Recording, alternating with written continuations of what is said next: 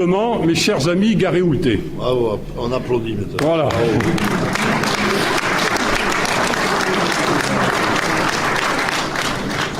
Ah, on arrive dans le dur. Alors, arrivé à la mi-mandat, je vais, comme d'habitude, faire un rapide bilan de nos réalisations depuis 2014 et vous donnerai ensuite notre programme pour la fin du mandat.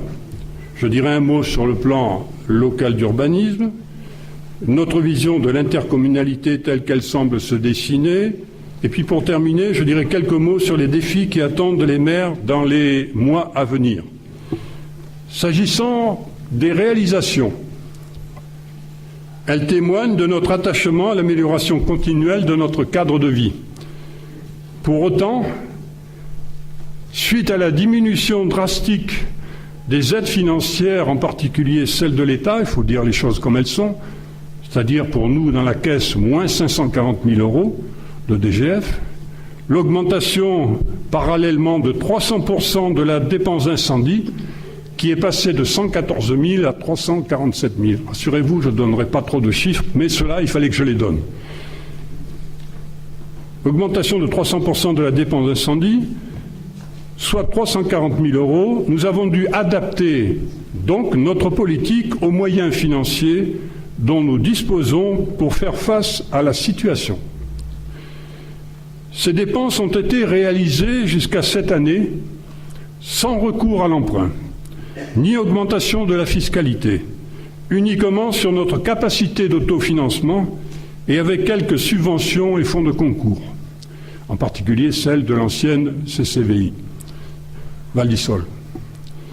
C'est environ 4 millions d'euros que nous avons consacrés ainsi depuis 2014. Ces dépenses sont très, pour l'essentiel, à la voirie. Je vous fais grâce de l'énumération des voies, plus de la réfection des réseaux d'eau potable, soit environ 60% du budget des travaux, montant des travaux, dont 773 000 euros pour la seule année 2017. Les autres postes sont les dépenses liées aux écoles, les bâtiments communaux, les bâtiments associatifs et la fin du chantier de la maison Gonod, maison qui jouxte la mairie. Ce chantier, d'ailleurs, je vous le rappelle, était prévu pour 4 années et il a été réalisé en 3 ans. La réfection de la façade de l'entrée de l'église, chère à monsieur le curé et à nos paroissiens, la réalisation d'un espace fitness au jardin du Pigeonnier équipé de 10 agrès. Enfin, un fleurissement et embellissement de la commune par la mise en place de balconnières, de jardinières, de mâts fleuris. Ces travaux ont été récompensés par la région, merci Philippe, dans le cadre du label Ville fleurie, une fleur. S'agissant des opérations programmées jusqu'à la fin du mandat, c'est le début de la construction du forage d'Éclos, la partie ingénierie, puisque le forage a été déjà réalisé, mais c'est la partie ingénierie qui va débuter et qui assurera, je vous le rappelle, définitivement la sécurité en matière d'alimentation d'eau potable. Nous aurons ensuite le lancement de la construction de 2 salles de 200 mètres carrés chacune, à proximité immédiate du complexe sportif. Le permis de construire a été délivré le 21 décembre 2017. Merci Maryse. Voilà. Le début des travaux est prévu en septembre 2018 et la livraison de ces salles est prévue normalement pour le Forum des associations de septembre 2019. Cette construction réglera le problème de la vie associative pour les 20 années à venir. Sur un coût estimé de 1 million d'euros, nous avons obtenu aujourd'hui un engagement d'aide financière qui a été voté par les collectivités, par différents partenaires, parmi lesquels le département, 2 fois 200 000, merci Marc, tu remercieras donc le président Marc Giraud, 200 000 également de la région, merci Philippe et donc le président, et l'État également pour un montant de 140 000 euros, contrairement à ce qu'on dit. Là, l'État nous a aidés. Je remercie en particulier, c'était l'action directe de monsieur le sous-préfet et également l'action du président des maires du Var, qui nous a aidés dans cette opération. La climatisation ensuite des locaux de l'école primaire, la réfection du rez-de-chaussée de la mairie et l'étude pour la climatisation et l'extension de la future salle du conseil municipal. La réfection de la toiture de l'église, plus ses façades latérales, pour un montant estimé de 400 000 €. J'ai déjà contacté différents partenaires financiers. Là, à mes côtés, j'ai un partenaire privilégié, à caresser un petit peu. Voilà. Et je compte bien avec la DRAC, avec également le département sur l'exercice 2019, obtenir 75% de ces 400 000 €, ce qui est donc tout à fait acceptable pour une commune comme la nôtre. Nous continuerons notre effort en matière de voirie. C'est un des axes forts de notre mandat. Du réseau d'eau potable et du pluvial. Ainsi, seront entrepris, tant pour les réseaux d'eau potable que pour le revêtement et le pluvial, les chemins des Chabert, Berlioz, Massonnet, Azalée, Tulipe, Cadenière, Mermoz, Malraux-Nord, Sainte-Colombe, Musset, Verlaine, Clément-Ader, Saint-Pierre. Les allées d'Audet, Jules Verne, Poquelin, Pagnol, les rues Martin Luther King, La Russie, Cauvin, Molière, Tivoli, La République, Réal, Farayette, Sandro, les places de la mairie, la place Gate, la Placette, la place du 8 mai, la place du Mourillon, l'avenue Paupier-Lescou, le boulevard du Mourillon-Gate. Ces travaux seront pilotés évidemment par le syndicat des chemins présidé par Alain Montier, que je remercie ici. Toutes ces opérations ont été ou seront réalisées financièrement parlant en grande partie sur nos fonds propres. Je rappelle qu'en bout de mandat, c'est-à-dire en 2020, ce seront 30 km de voirie sur les 42 existants à Garéoul qui auront été ainsi renouvelés par la commune depuis 2005. Je voudrais qu'on applaudisse M. Montier, parce que vraiment, si vous voulez, il fait un travail avec notre directeur des services techniques, aussi bien d'ailleurs pour Garéoul que dans les autres communes, et je trouve que le travail qui est fait est remarquable. Enfin, pour clôturer ce programme de travaux, viendra s'ajouter la réalisation par le département du giratoire de Saint-Médard, la restauration du collège Guy de Maupassant et avec la construction d'un auditorium. Je rappelle que ces opérations que j'avais inscrites en 2007 lorsque j'étais encore conseiller général ont été reportées, je n'ai jamais su pourquoi.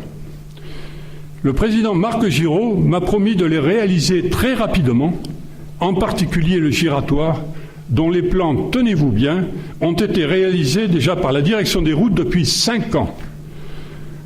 Toutes ces opérations, réalisées ou programmées, n'auraient jamais pu être envisagées sans l'aide efficace et permanente de l'équipe qui m'entoure, ainsi que les agents communaux qui se dépensent sans compter pour satisfaire les besoins et faciliter la vie de nos concitoyens. Je pense à l'épisode neigeux du mois dernier où nos services techniques ont réussi la gageure de désenneiger à environ 90% tout le réseau routier de la commune en 48 heures. Vous comprenez que travailler à leur côté est pour moi un grand privilège, un grand réconfort. Qu'ils soient tous remerciés, je vous demande de les applaudir.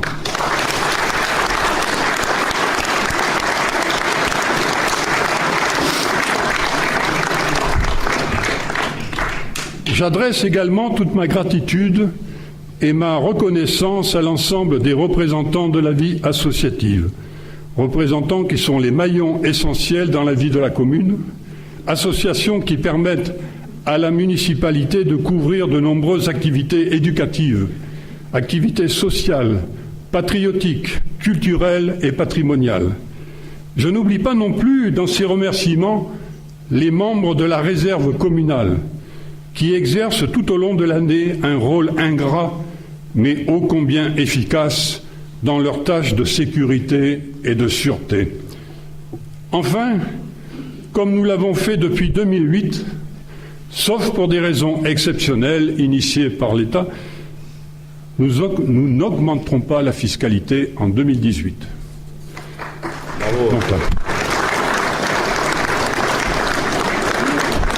s'agissant maintenant du PLU, c'est-à-dire le plan local d'urbanisme, il a remplacé, comme vous le savez, le plan d'occupation des sols, le fameux POS.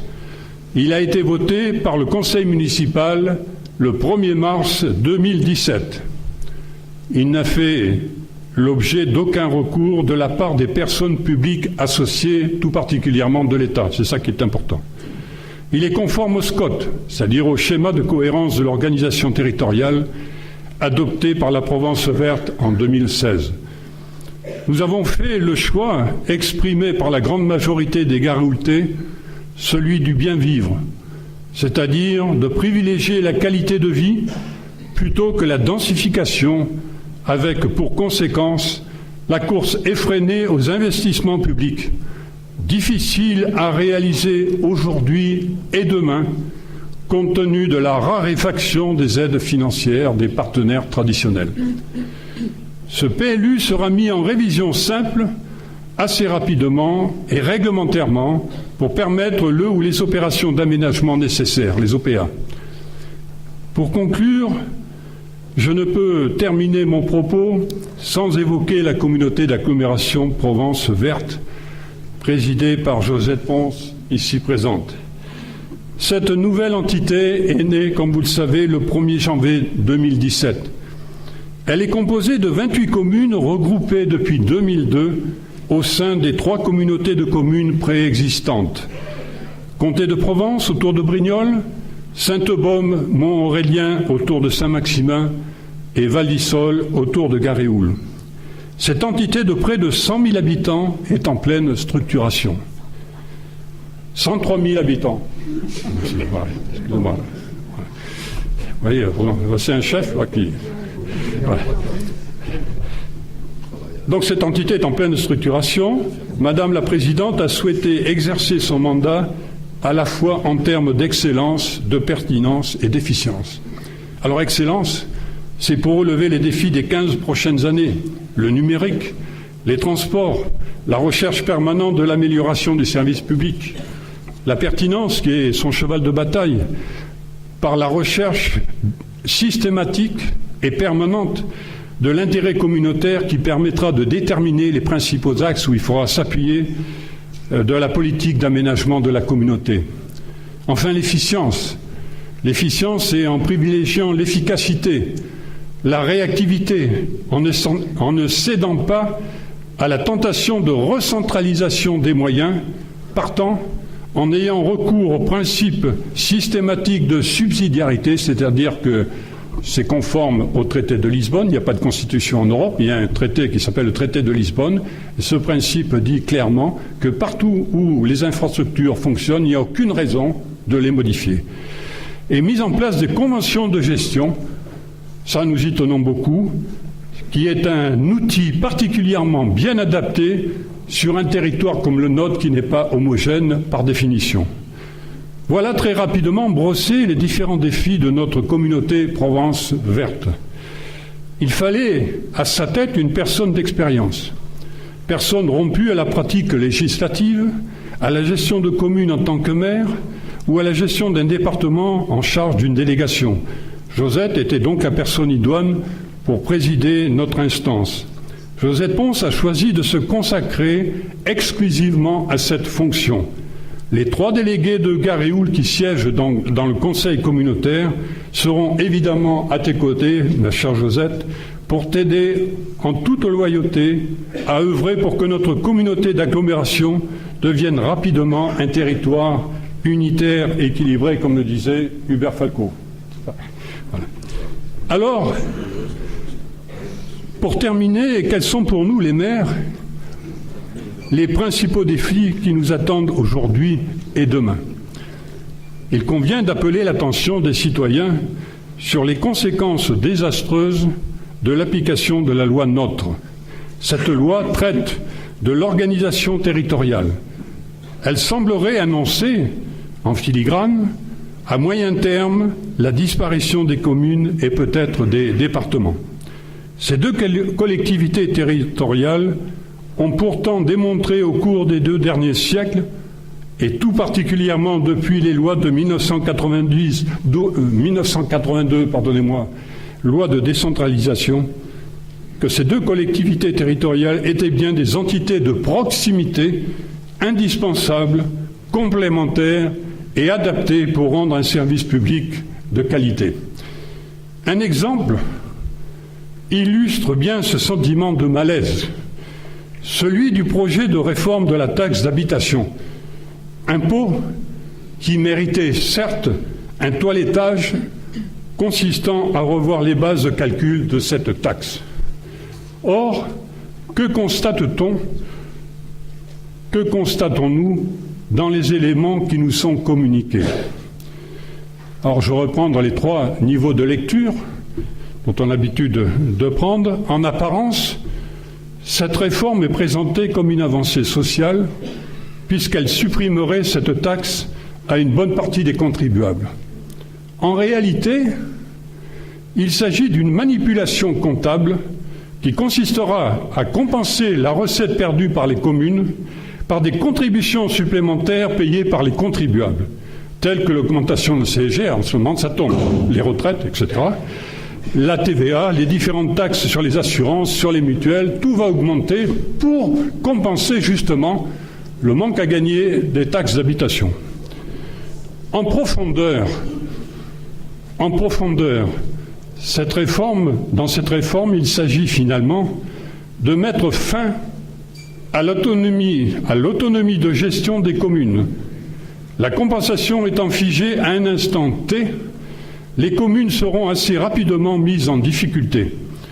N'oublions pas les baisses drastiques que nous avons subies ces 2 dernières années, tant pour la DGF, 540 000 € en moins sur notre budget, et environ 1 500 000 € pour la communauté d'agglomération, puisque l'attendu, on nous avait annoncé 7,3 millions et nous n'aurons que 5,8 millions. Donc, vous voyez, on nous a fait déjà le coup pour la DGF, on nous a fait le coup... 32,3 millions pour la région. 32,3 millions, donc en moins pour la région, et on nous a fait également le coup pour les charges de transfert des communes vers les intercommunalités. Donc, vous voyez dans quel drap nous sommes. C'est dire les difficultés que nous allons rencontrer dans les prochaines années pour équilibrer nos budgets. Les communes doivent impérativement être pérennisées pour que le service public de proximité que l'on doit aux administrés soit efficace et réactif. Ces communes sont administrées par des conseils municipaux, présidés par des maires qui ont foi dans ce qu'ils font et qui sont parfaitement adaptés à leurs fonctions parce qu'ils sont reconnus et élus la plupart du temps lors d'élections au premier tour. Ils ne sont pas élus par un électeur sur 3. Ce qui leur confère à la fois la légalité, la légitimité et la crédibilité. Ils sont également connus dans le microcosme local. Ils connaissent ce terrain et font tout pour préserver leur environnement. Ils sont attachés au patrimoine de la commune, aux traditions locales. Ils sont animés de l'appellation de la chose publique. Ils ont une haute idée des valeurs de la République. Ils ne coûtent pas cher à la société. Ils sont disponibles en permanence. Ils sont animés du désir d'améliorer en permanence les conditions de vie de leurs concitoyens. Ils sont de véritables assistants sociaux. C'est finalement ce qui donne du sens à notre engagement.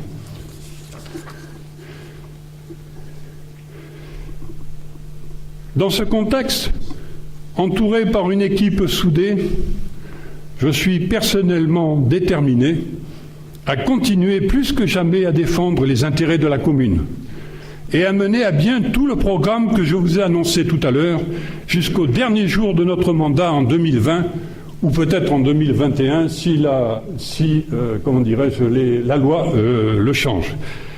Après la foi, donc, ou l'enthousiasme qui m'anime, Et compte tenu des contraintes que l'on ne pourra pas éviter, je ferai mienne cet enseignement que Confucius donnait à ses disciples il y a 2500 ans. Exige beaucoup de toi-même et attends peu des autres. Ainsi, beaucoup d'ennuis te seront épargnés. Je vous souhaite, au nom du conseil municipal, nos meilleurs vœux de 2018. Allons Kevin!